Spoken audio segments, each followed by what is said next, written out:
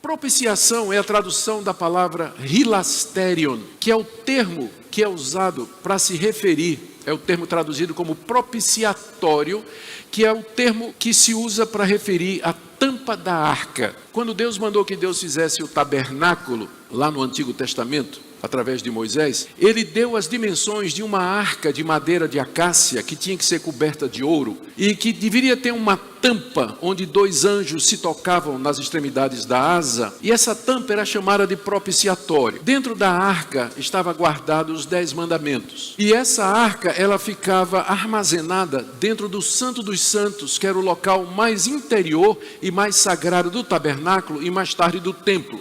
Só o sumo sacerdote podia entrar naquele lugar uma vez por ano, no dia da expiação, levando o sangue de um animal, que era, Deus perdoava os pecados da nação, e ele se reconciliava com a nação. Por isso o nome daquele dia era o dia da propiciação, e o nome da tampa, onde o sangue era derramado, era propiciatório. Era ali que Deus se propiciava, que Deus aceitava os sacrifícios por conta dos pecados de Israel, que Deus satisfazia a sua justiça, e Deus perdoava o povo. É o mesmo termo que Paulo está usando aqui para Jesus Cristo. Ele está dizendo que Deus propôs Jesus Cristo como propiciatório, ou seja, aquela tampa, aquele ritual do Antigo Testamento era um tipo, era um símbolo, era uma figura do que Cristo fez na cruz. Na cruz do Calvário, ele derramou seu sangue precioso como propiciação pelos nossos pecados,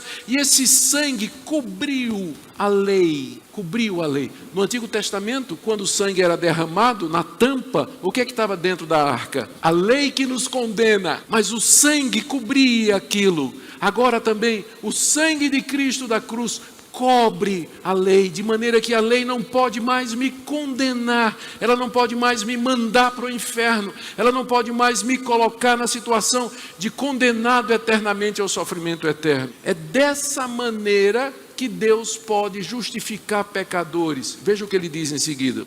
Deus propôs no seu sangue como propiciação mediante a fé. Mais uma vez, Paulo está dizendo de que maneira isso me alcança. É mediante a fé, não é por mérito, não é por obra, não é por moralidade, não é pela lei. Eu tomo posse disso pela graça de Deus. A propiciação mediante a fé. Agora veja, verso 25. Para manifestar a sua justiça, por ter Deus, na sua tolerância, deixado impunes os pecados anteriormente cometidos, tendo em vista a manifestação da sua justiça no tempo presente, para Ele mesmo ser justo e justificador daquele que tem fé em Jesus. Deus é justo, Ele continua justo, em todo esse processo, Ele não cometeu injustiça nenhuma, considerando você como justo, e Ele é justificador daquele que tem fé em Jesus Cristo. Note que no final do verso 25, Paulo diz assim, que dessa forma Deus manifestou a sua justiça. A justiça aqui já é o atributo de Deus. Deus manifestou que Ele é justo, porque alguém poderia dizer, como é que Deus suportou os pecados da humanidade? Porque desde a criação do mundo e a queda, até a vinda do sacrifício, milhares de anos se passaram. Geração após geração de pecadores se multiplicou pela terra. Gente desobedecendo a Deus, quebrando os 10 mandamentos, praticando idolatria. Pensa nos amorreus, nos filisteus, nos cananeus, nos jebuseus. Todas aquelas nações ímpias de Canaã, nos egípcios, nos mesopotâmios, nos assírios. Por que Deus não destruiu aquele pessoal? A resposta é que Deus deixou impune os pecados anteriormente cometidos. Agora entenda bem isso aqui. Isso não quer dizer que Deus simplesmente fez vista grossa e Deus não levou em conta o pecado dos gentios. O que quer dizer é que Deus, porque sabia, porque havia decretado no seu plano eterno a vinda da propiciação pelos pecados, Ele não desistiu da raça humana, dizendo assim, essa raça não presta, é uma raça de pecadores, eu vou mandar todo mundo para o inferno. Eu vou deixar que eles continuem no seu caminho e se percam no fogo eterno para todo sempre. Não, em vez de Deus fazer isso, Ele agora manifestou a sua justiça em Cristo Jesus. É isso que a passagem quer dizer. Ele deixou impunes os pecados anteriormente cometidos, no sentido de que Ele não desistiu da raça humana, mas ele manda o seu Filho para que ele seja justo, castigando. Aqui vem em que sentido Deus é justo? Porque os pecados, eles foram lançados em Cristo Jesus, e dessa forma o pecado foi castigado em Cristo Jesus. E agora Deus toma a justiça de Cristo e aplica ao pecador, e ele então pode justificar pecadores. Na cruz existe essa troca cósmica. A justiça de Deus é satisfeita, os pecados são castigados. Eis o Cordeiro de Deus que tira o pecado do mundo. E a justiça de Cristo é aplicada ao seu povo, os que creem nele como Senhor e Salvador.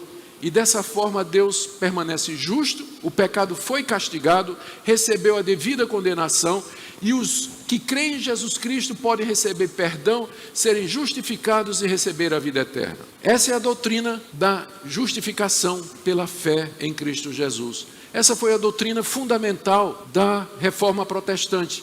Não foi inventada pelos protestantes, não foi inventada por Calvino, Lutero ou qualquer outro, mas eles simplesmente redescobriram que era dessa maneira que Deus justificava pecadores. Eu digo redescobriram porque durante a Idade Média essa doutrina se perdeu, ela foi acrescentada, ela foi mutilada, ela foi aleijada, ela foi editada, entrou a participação do homem, a mediação de Maria e dos santos, o papel da Igreja Católica com os seus sacramentos, de forma que no final, na época da Reforma, o que havia era uma doutrina de salvação pelas obras, pela lei, pelo mérito, pelo sacramentalismo, pela igreja, pela liturgia, pela religião. E a doutrina de que Deus justifica livremente o pecador mediante a fé em Cristo Jesus, foi isso que Lutero descobriu lendo esse livro.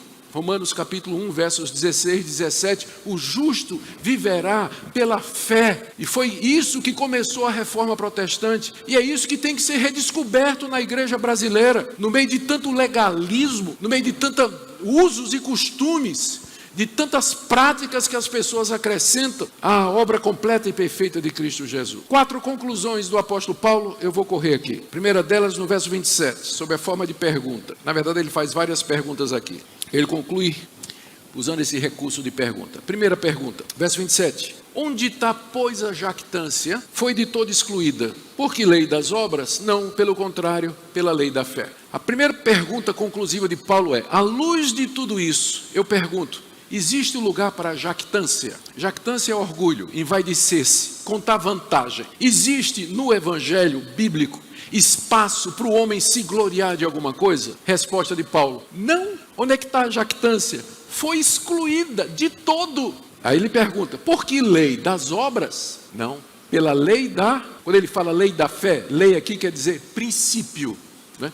Pelo princípio da fé, pelo sistema de salvação baseado na fé. Esse sistema exclui a vanglória, ou seja, é impossível para um crente, uma pessoa que entendeu o evangelho, que ela seja jactanciosa, que ela se envaideça, que ela se glorie, que ela conte vantagem, que ela se julgue superior aos outros, que ela condene e critique os outros, porque ela sabe que é uma pecadora, sabe que foi salva pela graça e pela misericórdia. Não tem espaço para esse espírito duro, inflexível, condenatório, juiz de todos, que a gente vê tão comum no meio evangélico. Parece que as pessoas nem se percebem de que elas receberam graça da parte de Deus. Me lembra aquela parábola que Jesus contou do homem que devia milhões ao rei, não podia pagar, o rei perdoou. O cara sai do palácio e encontrou um amigo que devia 10 conto, pegou o cara pelo pescoço: paga agora! E foram contar para o rei chamou o cara de servo ingrato. Eu te perdoei 1 milhão que tu me devias, tu não podia perdoar teu amigo que te devia 10 real. É isso que a gente encontra hoje no meio evangélico, gente que não entendeu que o evangelho exclui a jactância.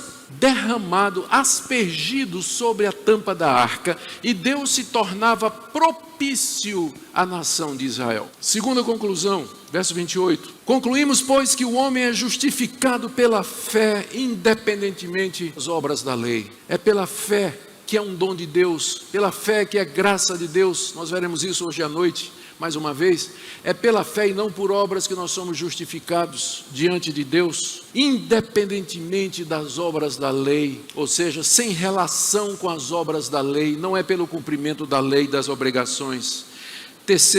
Terceira conclusão, verso 29 e 30, pergunta de Paulo: e é porventura Deus somente dos judeus? Isso aqui que eu estou falando é só para os judeus? Não é Deus também dos gentios? Resposta: sim, Deus é também dos gentios, dos brasileiros, dos africanos, dos australianos, dos americanos, e não somente dos judeus, visto que Deus é um só tem um Deus, o único Deus verdadeiro, o qual justificará por fé o circunciso.